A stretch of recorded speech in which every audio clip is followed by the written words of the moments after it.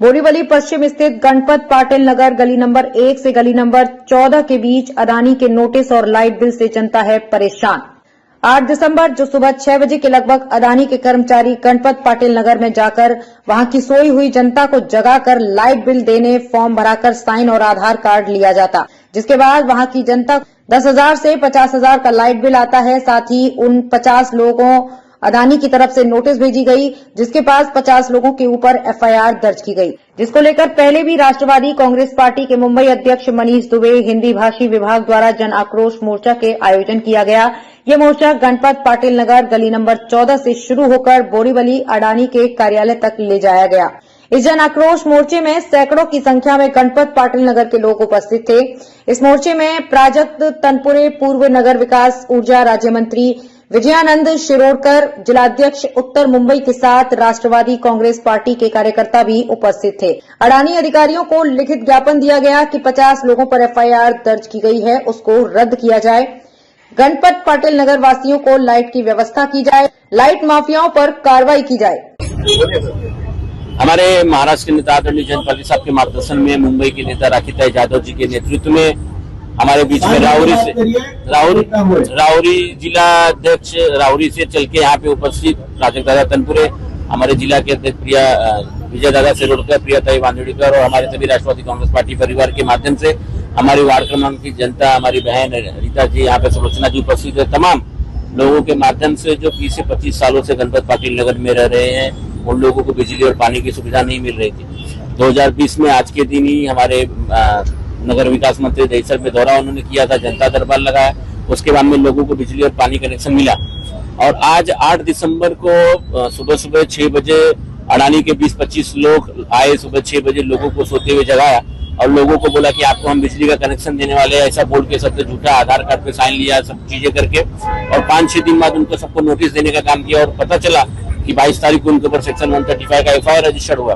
तो जनता में बहुत ही आक्रोशित हमारी जनता ने यहाँ पे आज मोर्चा निकालने का काम किया और हमने यहाँ पे हमारे प्राजक्त तनपुरे साहब के नेतृत्व में अडानी के ऑफिसरों से मिले, खेड़कर साहब से, और उन्होंने हमें आश्वासन दिया है कि जो आप पे एफआईआर हुआ है वो एफआईआर हम लोग लीगली रद्द करने का काम करेंगे। तो इस मोर्चे में आने के बाद में वो रद्द करने का उन्होंने आश्वासन दिया।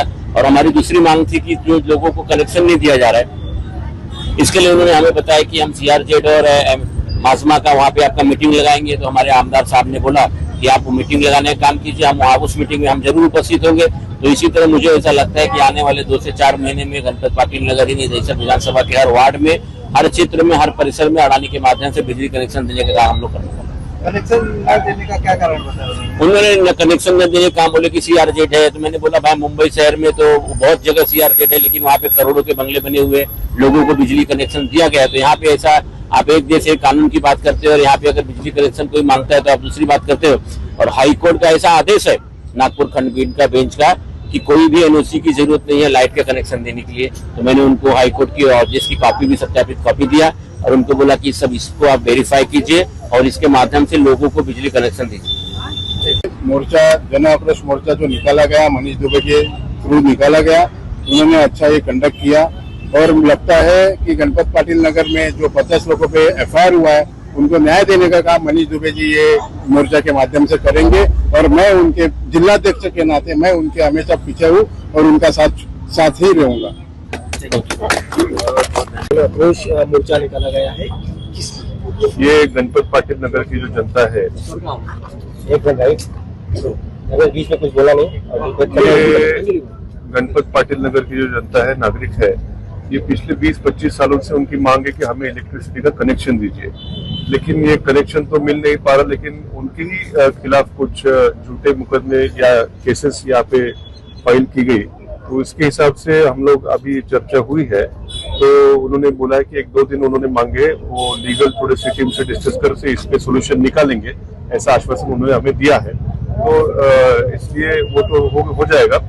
लेकिन इनको जो कनेक्शन मिलने की बात है, तो उन्होंने बताया कि सीआरजेड होने की वजह से सीआरजेड की अथॉरिटीज है, उनके साथ एक मीटिंग भी लेने का उन्होंने आश्वासन दिया है। हम लोग भी उस मीटिंग में आएंगे और फिर उसमें कुछ हल निकलने की संभावना है। अडानी का कहना है कि न्यायालय से एक आदेश आया हुआ है कि ये सीआरजेड का प्लॉट है, तो यहाँ से तुरंत पुलिस को और बीएमसी को और अडानी को इनको नोटिस बजाया गया है और तुरंत मीटर निकलवा दिया नहीं, अभी उन्होंने कनेक्शन तो दिए नहीं है। वही सीआरजेड का कुछ बहुत सारे उसमें मसले है। हमारा तो मानना है कि ये एरिया शायद से सीआरजेड में है ही नहीं, तो उसके बारे में हमारे मंत्रालय में मेरे केबिन में भी बैठक हुई थी और अभी भी एक मीटिंग करने का हम लोग ने निश्चय किया है। तो वो मीटिंग में कुछ न कुछ हल जरूर निकलेगा, ऐसी आशा है।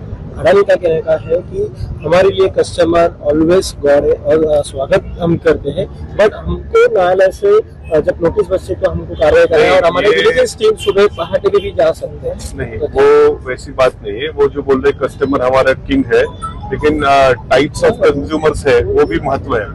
मतलब ये तो रेवेन्यू उनसे उनको जो मिलेगा, वो जो बड़े इंडस्ट्रियल कमर्शियल कंज्यूमर्स है उनसे ज्यादा रेवेन्यू मिलने वाला है। तो वो बात में मैं जाऊंगा नहीं, लेकिन जो मीटिंग अगली उन्होंने बोला ही है उसमें कुछ न कुछ हल जरूर निकलेगा। और हल नहीं निकला तो आपकी आगे की नहीं, हमारी तो हम तो इनके पीछे खड़े रहने वाले हैं। मैं विधानसभा में भी ये मुद्दा उपस्थित करने वाला हूँ। और ठीक है, अभी 8-10 महीने की बात है, फिर तो हमारी सरकार आने वाली है, तो उसमें तो लीड लेके हम ये प्राजक्त दादा आगे बढ़ो। काय सांगणार